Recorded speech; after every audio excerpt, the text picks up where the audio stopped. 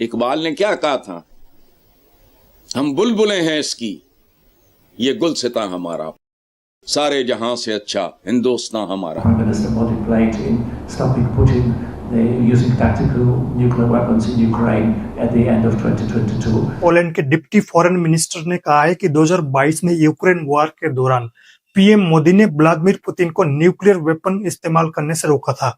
कि मोदी है तो मुमकिन है।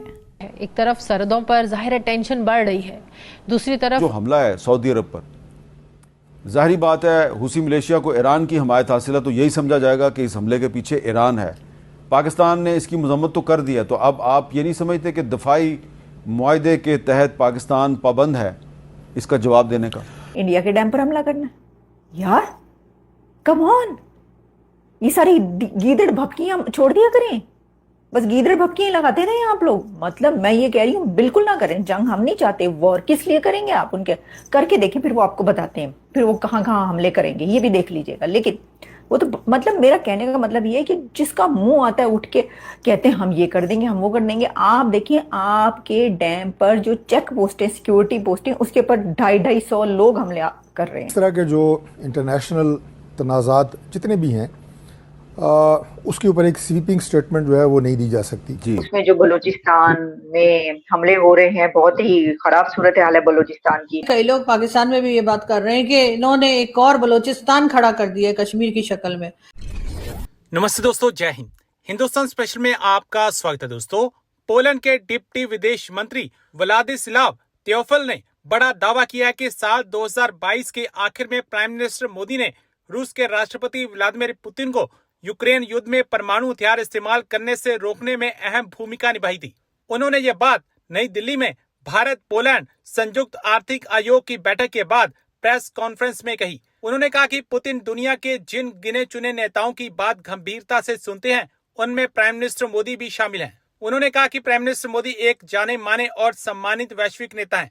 भारत का रूस के साथ और उससे पहले सोवियत संघ के साथ लंबे समय से गहरा रिश्ता रहा है। उन्होंने कहा कि राष्ट्रपति पुतिन वाकई प्राइम मिनिस्टर मोदी की बातों पर ध्यान देते हैं। उन्होंने ये भी बताया कि प्राइम मिनिस्टर मोदी ने साल 2022 के अंत में इस असर को साबित भी किया जब उन्होंने पुतिन को यूक्रेन में टैक्टिकल परमाणु हथियार इस्तेमाल करने से रोका।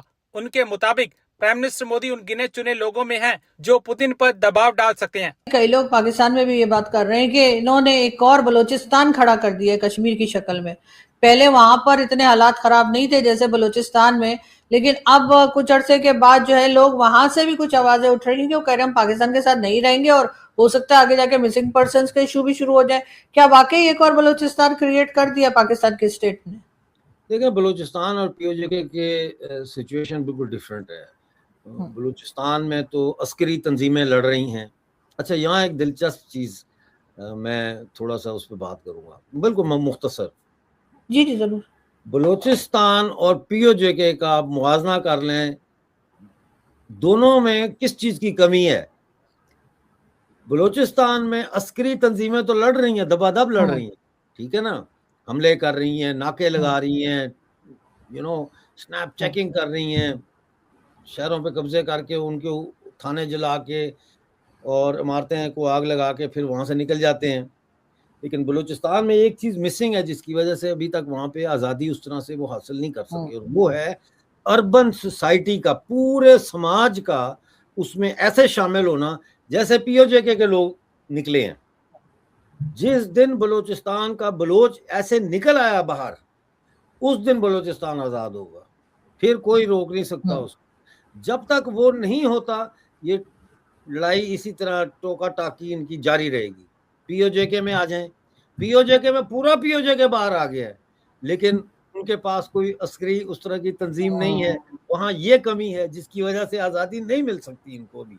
दूसरा, इनका जो टारगेट है वो आज़ादी नहीं है, इनका नारा आज़ादी नहीं है। इनके नारे तो ये हैं कि हमारी FIR ख़त्म की जाए, हम लोगों के नाम निकाले जाएं, 12 जो सीटें हैं महाजरों की उनको ख़त्म किया जाए, और जो हमें कालादम करार दिया गया है वो फैसला वापस लिया जाए। आपको पता है कि बलूचिस्तान के क्या हालात हैं इस वक्त? 250 लोग, 250 दहशतगर्दों ने इकट्ठे वहां पे एक जगह पे हमला किया और इतने पुलिस वाले मारे गए हैं और भी बहुत जगहों पर हमले हो रहे हैं। BLA के बहुत ज्यादा जो अटैक्स हैं वो इस वक्त बलूचिस्तान कोयटा में हो रहे जो हैं। भी लीडर बलूच का टेररिस्ट लीडर मेरे यहाँ एग्जिस्ट करता है, आप उसे यूएन से, आप उसको रेड कॉर्नर नोटिस से, इंटरपोल से उसे डिक्लेयर करवाइए और मेरे से डिमांड कर लीजिए कि यह बंदा आपको हैंड ओवर होना चाहिए।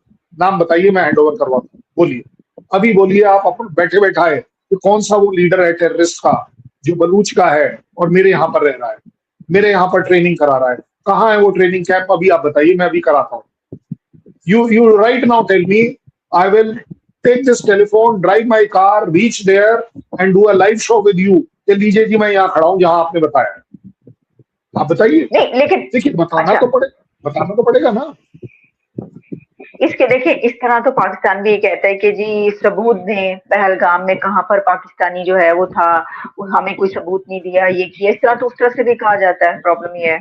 चलिए कोई बात नहीं, मैं आज आपके सामने एक्सेप्ट कर लेता हूँ कि हमने आपको सबूत नहीं दी, मैं मान लेता हूं ना, क्योंकि हमारे यहाँ कहा जाता है भैंस के आगे बीन बजाना कोई फायदा नहीं, और उसका प्रूफ दे देता हूं।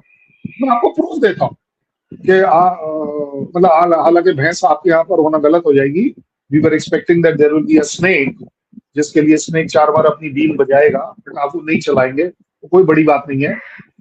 मैंने आपको आपके आईएसआई को इंडिया इनवाइट कर पठानकोट की उस जगह पर विजिट कराया जहां पर टेररिज्म हुई थी, और वहां पर आपको प्रूफ दिए।